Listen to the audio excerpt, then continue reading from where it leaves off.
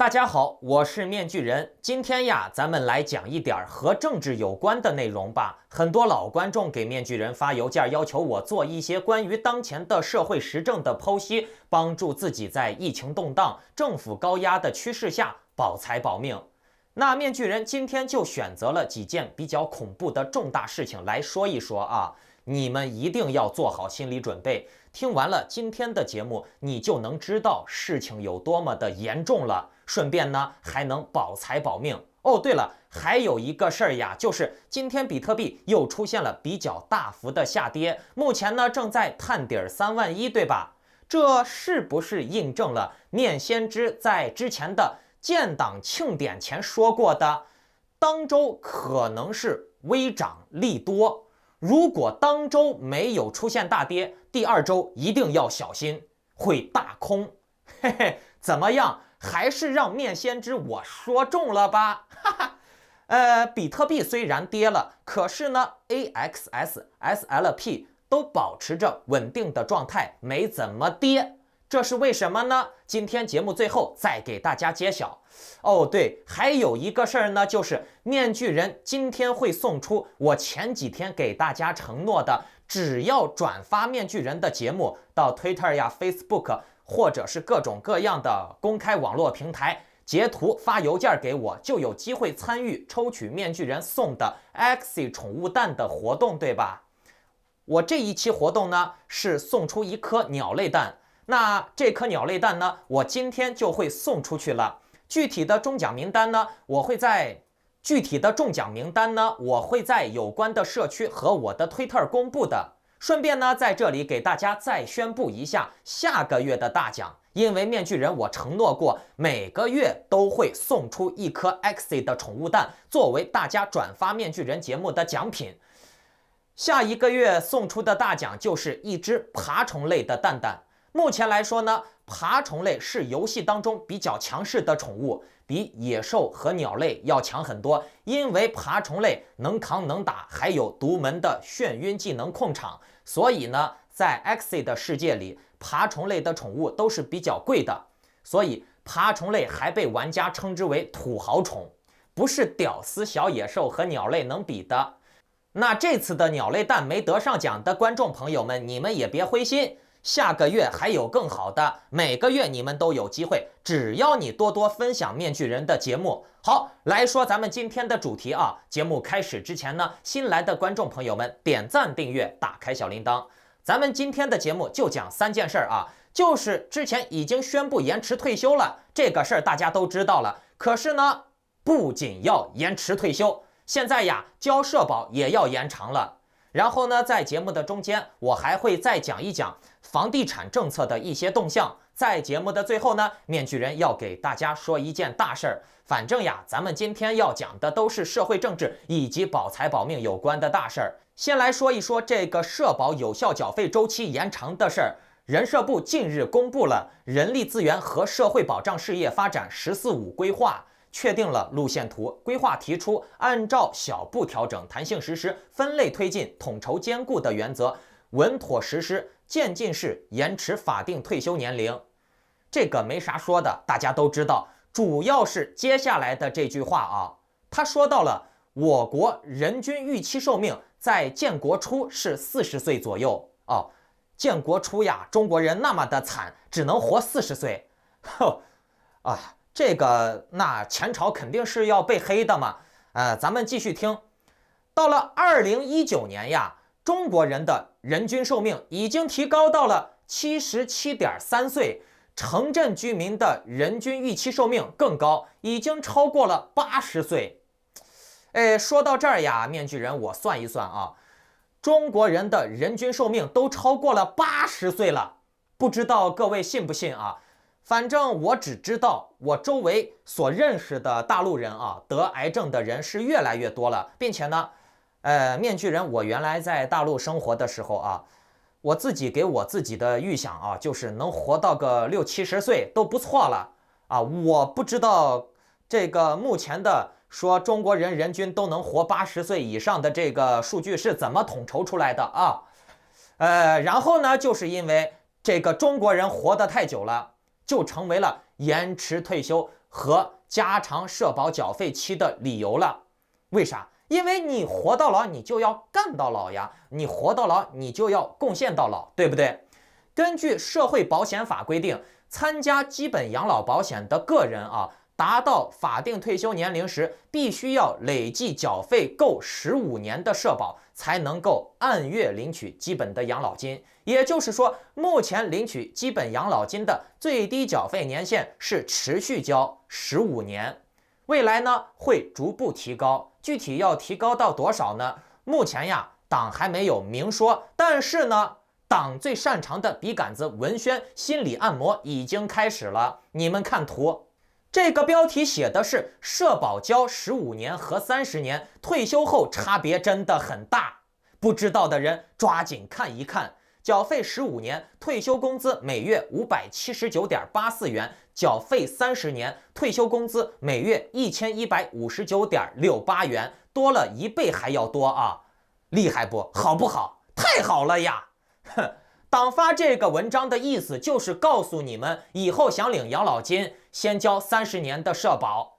哎，你交15年领的太少了，甚至呢，这个心理按摩过后了，党直接就告诉你，哎呀，交15年多么不划算的！为了广大老百姓的养老，退休了以后能领更多的钱，我们伟大光荣正确的党就决定让你们缴社保的年限从15年连续交增加到30年连续交，看对你们多好的！哼，哎呀，这个算盘打得真是好呀！你看啊，现在这些政策真的是要命。让人中考不能去复读，不能复读了以后，大家这个学历都不高嘛，就只能卖苦力嘛。然后呢，大家复读不了了，上不了学了以后，就早早的进工厂，提早的去干大精力劳动。然后呢，缴社保再让你交30年，中间呢你还不能做生意，你做生意再耽误个几年。如果说你从30多岁开始交社保，1年不断也要交到60岁，听懂了没？30年风雨如一日。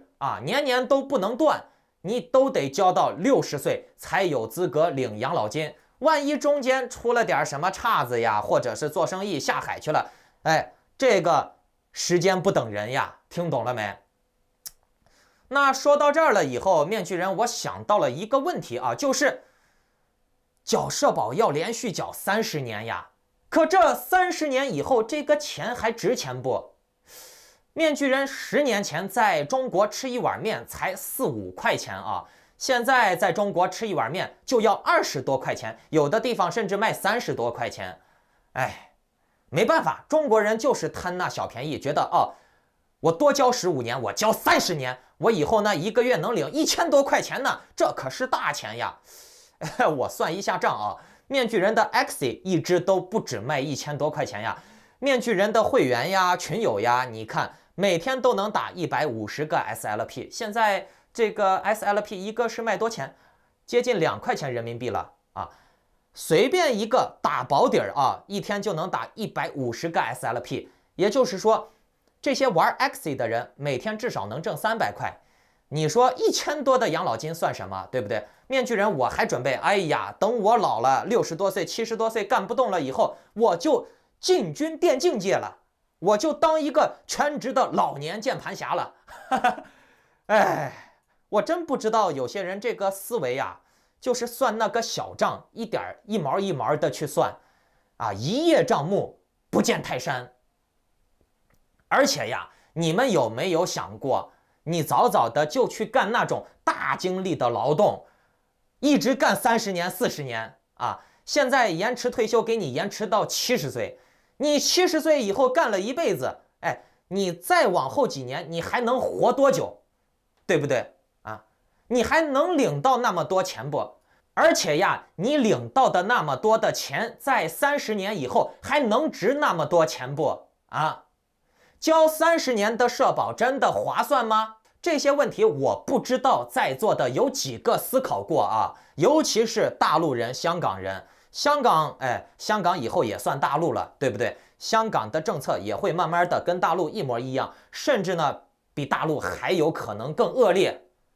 观众朋友们有没有想过这些问题？当然了，党是巴不得你干到80岁，然后交到80岁交社保，交完了以后死掉挂掉就完了嘛，对不对？哼，好了，再来讲咱们今天的第二个话题啊。来看图，标题上写的是独生子女将无法继承父母的房产，民法典新规你可能不知道。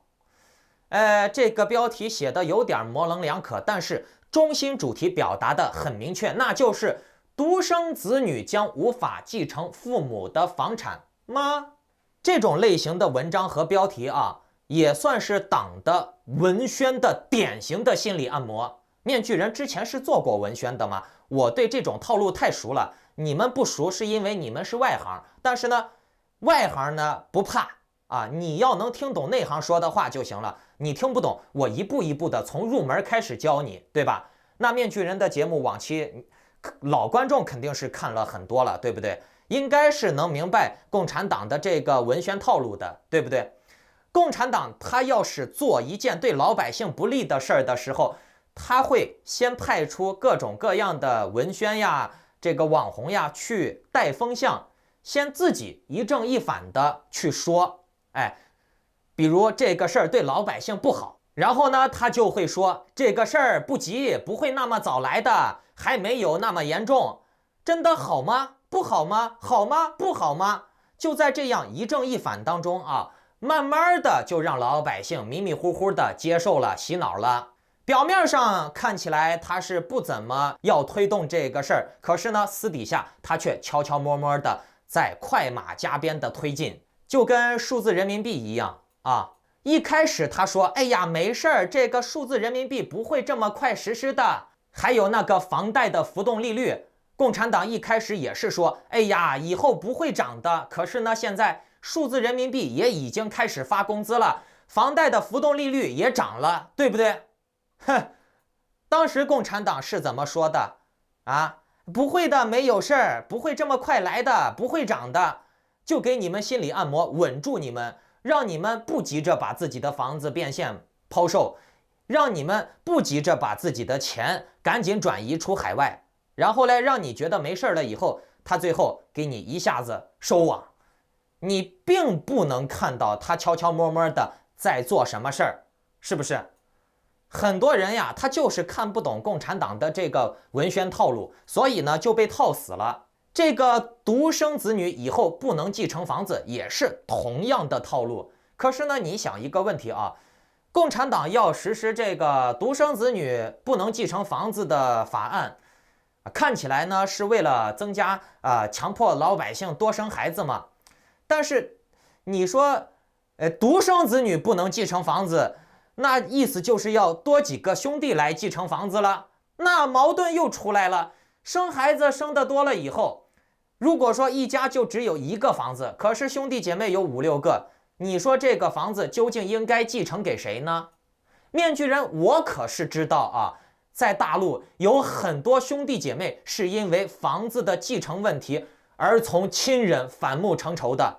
我相信在座的观众朋友们里面啊，就有很多亲身经历过这种事儿的，家里面老人去世了以后啊，7大姑8大姨的就为这个房子问题啊吵破天，最后甚至成仇人啊，老死不相往来，甚至呢还闹上法庭。有的请留言打1，分享一下你的经历；没有的请打2。你看，这不多生孩子，你的房子就报废了，不让继承房子。可是呢，多生了以后呢，这个兄弟姐妹之间的关系又会出问题。你说到底是生多好还是不生好？生出来了的话，他们又以后会为房子的问题闹矛盾。而且呀，就算生多了，这70年以后啊，这个房子究竟还会出什么样的新政策，这都是个问题。反正这个中国是共产党一个人说的算，对不对？共产党只要没钱了，社保年龄延长，对吧？退休年龄延长，你们给我交到老干到老，交到死干到死，是不是？这都是问题，你们有没有思考过？好了，最后再给大家说一个事儿啊，就是大家仔细观察啊，Axie 现在的热度搜索指数都暴涨了啊。当然了，这个热度呢是谁带起来的？各位观众朋友们应该心里有数吧？华语主播里面谁最早讲 Axie 呀？谁是最早讲 exit 并且呢影响力还是真实的最大的？谁呀？面具人吗？对不对？大家仔细看啊 ，exit SLP AXS 的涨幅在最近这几天呀，几乎是天天上榜，而且都是在榜首的位置。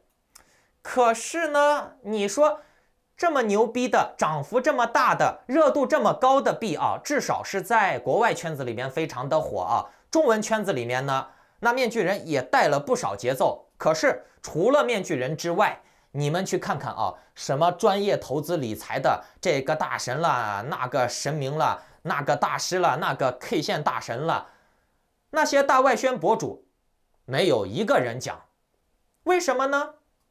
他们为什么统一口径都不讲 exit， 或者是在 exit 大涨了好几天之后呢？有一小部分的博主在统一口径的唱空，多的时候他们不唱，知道吗？或者是多唱空，空唱空。你们知道这是为啥不？党纲，党纲，党纲，听懂了没？共产党的党纲。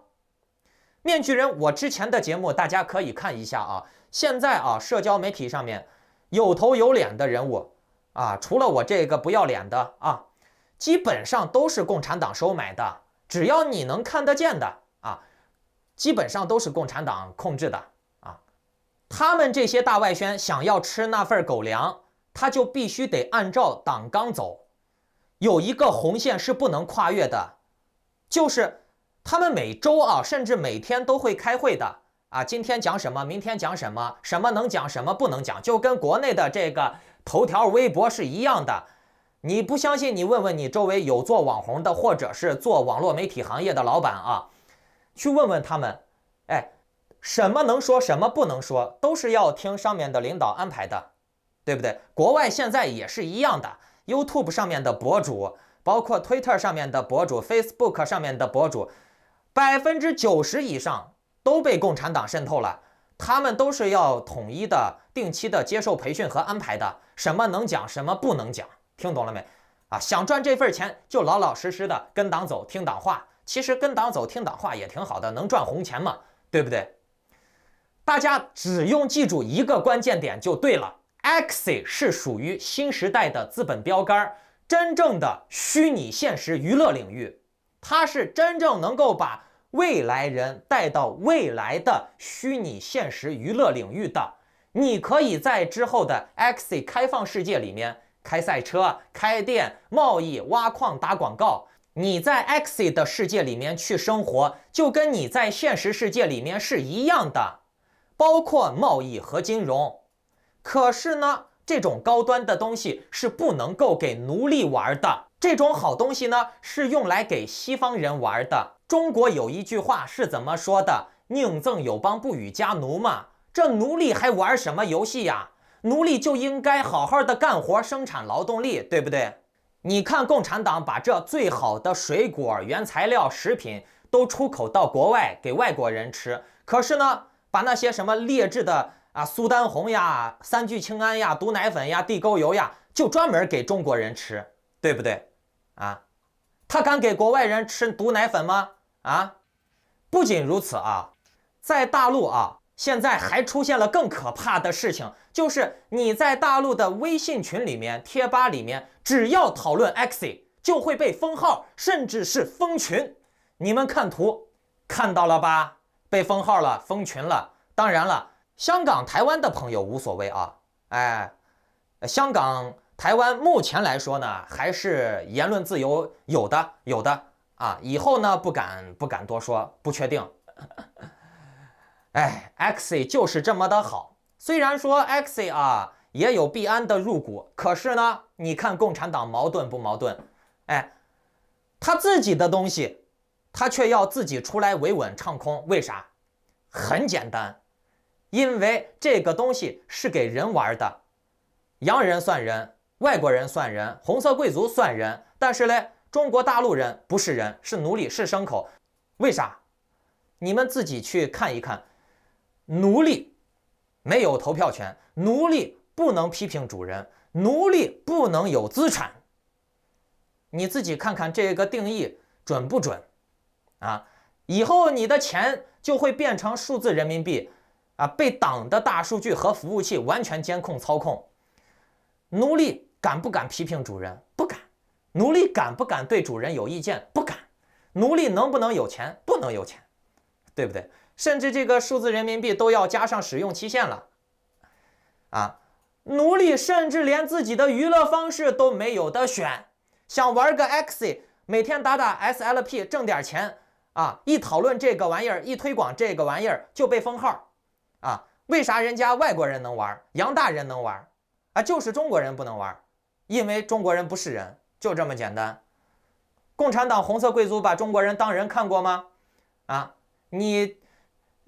这一点啊，中国人是不是人的问题啊？你随便问一个香港人、台湾人、美国人、英国人、日本人，都能知道中国人是不是人的问题啊！共产党为啥不让中国人玩 Axie， 甚至连讨论都不让，反而呢却让外国人、洋大人玩 Axie 讨论 Axie， 这究竟是为什么呢？答案很简单。游戏这种高端的东西是只有人才能够玩的，奴隶怎么能玩游戏呢？奴隶就应该老老实实的去干活啊！奴隶玩什么游戏？干活啊！你说这些奴隶都在虚拟世界里面赚到钱了，谁还想去干活呀？对不对？只有把他们逼在生死贫困温饱线上去挣扎，他们才会为了2口饭卖命的去干活，挣那一点点只能维持生存的狗粮，听懂了没？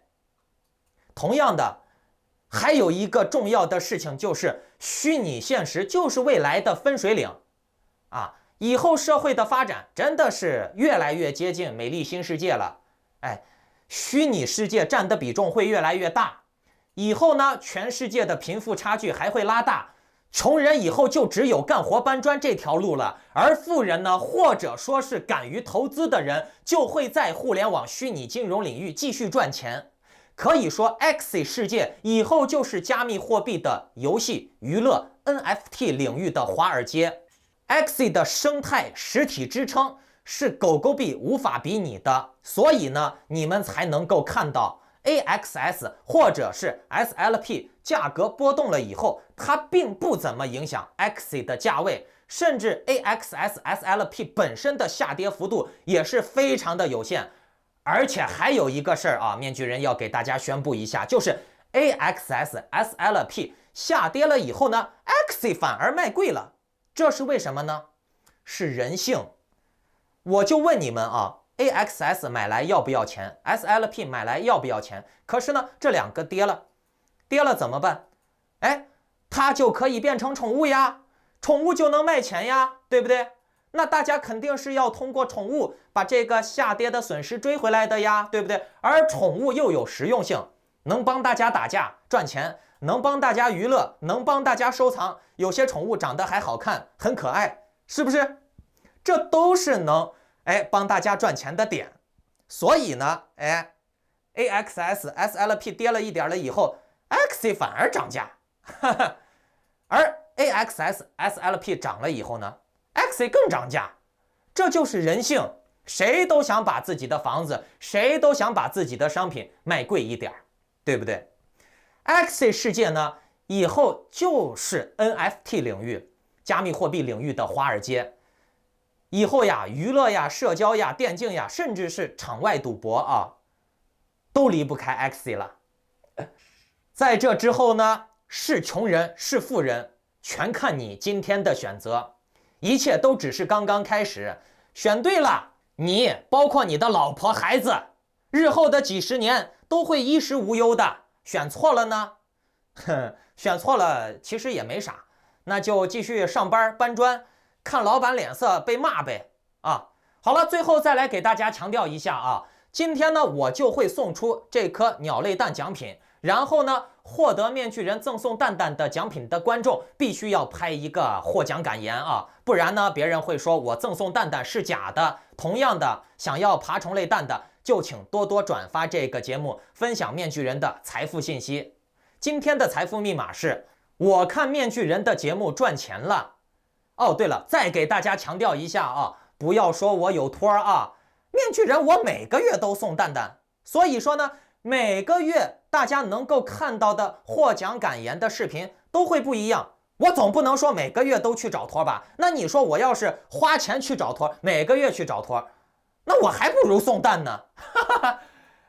有 Axie 的观众朋友，或者是想要挑选 Axie 的朋友，怕被别的卖家坑啊，怕买到垃圾宠的话，可以给我发邮件，屏幕下方有我的联系方式，或者是加入到我的会员实战群。为什么要加面具人的会员群呢？你们看嘛，从中共的政策预判到狗狗币，到蛋糕币，再到 SLP， 面具人总是走在最准的前沿。